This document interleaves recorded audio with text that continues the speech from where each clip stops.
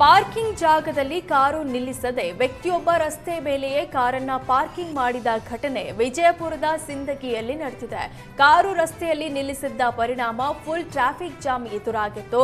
ಕೊನೆಗೆ ಪ್ರಯಾಣಿಕರೇ ಕಾರನ್ನೇ ಎತ್ತಿ ರಸ್ತೆ ಪಕ್ಕ ನಿಲ್ಲಿಸಿದ್ರು. ಸಿಂದಗಿ ಪಟ್ಟಣದ ಎಲೈಟ್ ಶಿಕ್ಷಣ ಸಂಸ್ಥೆ ವಾರ್ಷಿಕೋತ್ಸವ ಆಯೋಜನೆ ಮಾಡಿತ್ತು. ಆದರೆ ಕಾರ್ಯಕ್ರಮಕ್ಕೆ ಸರಿಯಾಗಿ ಪಾರ್ಕಿಂಗ್ ವ್ಯವಸ್ಥೆ ಮಾಡಿರಲಿಲ್ಲ. ಕಾರ್ಯಕ್ರಮಕ್ಕೆ ಬಂದ ಜನರು ಎಲ್ಲೆಂದರಲ್ಲಿ ವಾಹನಗಳನ್ನ ಪಾರ್ಕಿಂಗ್ ಮಾಡಿದ್ರು. ಕಳೆದ 1 ವರ್ಷದ ಹಿಂದೆ 6 ನಕ್ಸಲರು ರಾಜ್ಯ ಸರ್ಕಾರಕ್ಕೆ ಶರಣಾಗತಿಯಾಗಿದ್ರು. ಶಸ್ತ್ರಾಸ್ತ್ರ ತೊರೆದು ಸಿಎಂ ಸಿದ್ದರಾಮಯ್ಯ ನೇತೃತ್ವದಲ್ಲಿ ಶರಣಾಗಿದ್ರು. ನಕ್ಸಲರು ಶರಣಾಗತಿ ಆಗಿ 1 ವರ್ಷ ಪೂರ್ಣಗೊಂಡರೂ ಬಿಡುಗಡೆ ಭಾಗ್ಯ ಸಿಕ್ಕಿಲ್ಲ. ಶರಣಾಗತಿಯಾದ ನಕ್ಸಲರನ್ನ ಜೈಲಿನಿಂದ ಜೈಲುಗಳಿಗೆ ಸ್ಥಳಾಂತರ ಮಾಡಲಾಗ್ತಿದೆ ಅಂತ ಕುಟುಂಬಸ್ಥರು ಆರೋಪಿಸಿದ್ದಾರೆ. ರಾಯಚೂರಿನ ಮಾನ್ವಿ ತಾಲೂಕಿನ ನಕ್ಸಲ್ ಮಾರಪ್ಪನನ್ನ ಕೇರಳ ಜೈಲಿಗೆ ಶಿಫ್ಟ್ ಮಾಡಲಾಗಿದೆ. ವರ್ಷದೊಳಗಾಗಿ ನಕ್ಸಲರ ಮೇಲಿನ ಪ್ರಕರಣಗಳು ಇತ್ಯರ್ಥ ಮಾಡುವುದಾಗಿ ರಾಜ್ಯ ಸರ್ಕಾರ ಭರವಸೆ ಕೊಟ್ಟಿತ್ತು. ಆದರೆ ವರ್ಷವಾದರೂ ಕೇಸ್ಗಳ ಖುಲಾಸೆಯಾಗಿಲ್ಲ. ಸರ್ಕಾರದಿಂದ ಯಾವುದೇ ಸೌಲಭ್ಯ ನೀಡದಿದ್ರೂ ಪರವಾಗಿಲ್ಲ, ನನ್ನ ಮಗನನ್ನ ಮನೆಗೆ ಕಳಿಸಿಕೊಡಿ ಅಂತ ಮಾರೆಪ್ಪ ತಾಯಿ ಗೌರಮ್ಮ ಮನವಿ ಮಾಡಿದ್ದಾರೆ.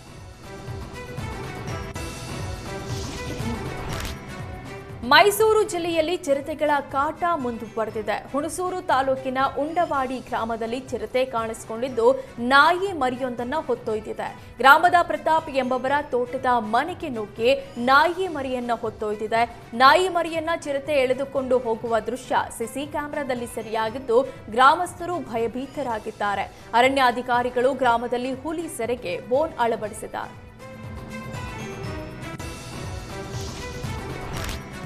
ಹುಬ್ಬಳ್ಳಿಯಲ್ಲಿ ಚಿರತೆಯ ಕಾಟ ಮುಂದುವರೆದಿದ್ದು ಜನ ಆತಂಕಕ್ಕೆ ಒಳಗಾಗಿದ್ದಾರೆ. ಗಾಮನಗಟ್ಟಿ ಹಾಗೂ ತಾರಿಹಾಳ ಕೈಗಾರಿಕಾ ಪ್ರದೇಶದಲ್ಲಿ ಕಾಣಿಸಿಕೊಂಡಿದ್ದ ಚಿರತೆ ಹಸುವಿನ ಮೇಲೆ ದಾಳಿ ಮಾಡಿದೆ.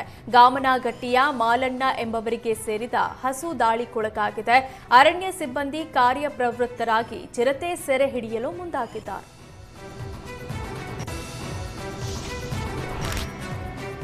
ತಡರಾತ್ರಿ ಆಕಸ್ಮಿಕ ಬೆಂಕಿಯಿಂದ ಅಂಗಡಿ ಹೊತ್ತಿ ಉರಿದಿದೆ. ಧಾರವಾಡ ನಗರದ ವಿದ್ಯಾಗಿರಿಯ ಜೆಎಸ್ಎಸ್ ಕಾಲೇಜು ಬಳಿ ಘಟನೆ ನಡೆದಿದೆ.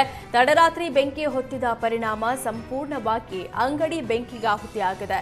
ಅದೃಷ್ಟವಶಾತ್ ಅಕ್ಕಪಕ್ಕದಲ್ಲಿದ್ದ ಅಂಗಡಿಗಳಿಗೆ ಬೆಂಕಿ ತಗಲಿಲ್ಲ.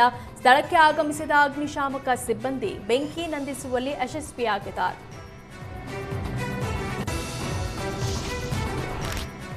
ಕುಡಿದ ಮತ್ತಿನಲ್ಲಿ ಚಾಲಕನೊಬ್ಬ ಪಾನಿಪುರಿ ಅಂಗಡಿಗೆ ಕಾರು ನುಗ್ಗಿಸಿದ್ದಾನೆ. ಬೆಂಗಳೂರಿನ ಕಾಮಾಕ್ಷಿಪಾಳ್ಯ ಠಾಣಾ ವ್ಯಾಪ್ತಿಯಲ್ಲಿ ಈ ಘಟನೆ ನಡೆದಿದೆ. ಕಾರು ಗುದ್ದಿಸಿದ್ದಲ್ಲದೆ ಚಾಟ್ಸ್ ಮಾಲೀಕನಿಗೆ ಚಾಲಕ ಆವಾಜ್ ಹಾಕಿದ್ದಾನೆ. ಘಟನಾ ಸ್ಥಳದಲ್ಲಿ ಪೊಲೀಸರು ಪರಿಶೀಲನೆ ನಡೆಸಿದ್ದು ಕಾರು ಚಾಲಕನ ವಿರುದ್ಧ ಪ್ರಕರಣ ದಾಖಲಿಸಿಕೊಂಡಿದ್ದಾರೆ.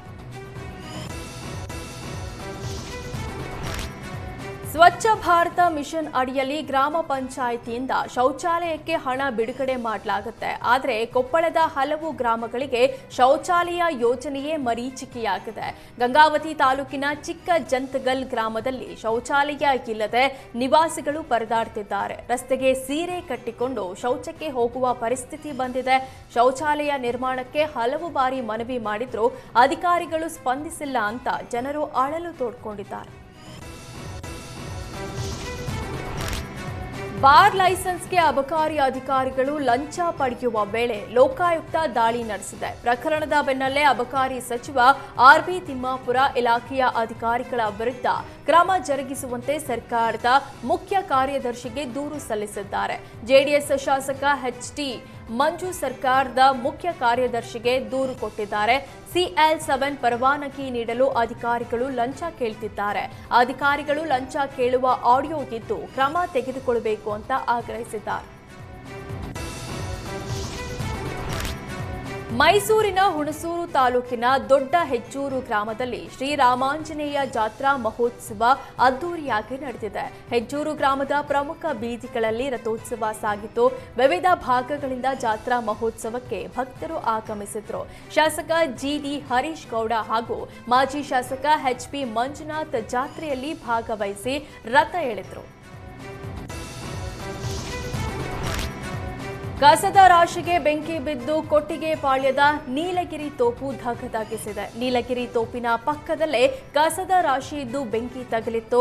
ಬೆಂಕಿಯ ತೀವ್ರತೆ ಹೆಚ್ಚಾಗ್ತಿದ್ದಂತೆ ನೀಲಗಿರಿ ತೋಪಿಗೂ ವ್ಯಾಪಿಸಿದೆ. ಸ್ಥಳೀಯರು ಎಚ್ಚೆತ್ತು ಹೊತ್ತಿ ಉರಿತಿದ್ದ ಬೆಂಕಿಯನ್ನು ನಂದಿಸಿದ್ದು ಭಾರೀ ಅಗ್ನಿ ಅವಘಡ ತಪ್ಪಿದೆ.